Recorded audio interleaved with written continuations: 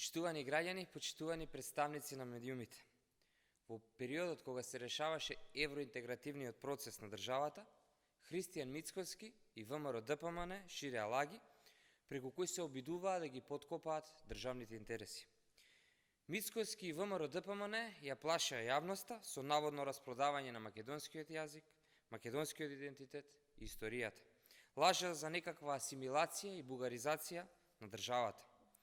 Тоа е срамно, неодговорно и антидржавно однесување на Мицкоски и ВМРО ДПМН.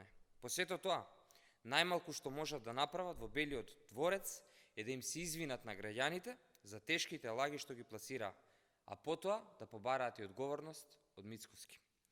Мицкоски мора да излезе од деструктивната матрица и наместо за интересите на неговиот ментор Никола Груевски, наместо за туги центри на моќ, конечно да почне да работи за интересите на граѓаните.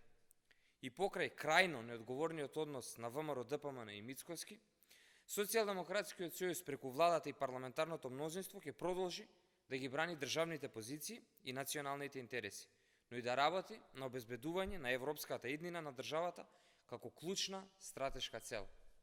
Ви благодарам.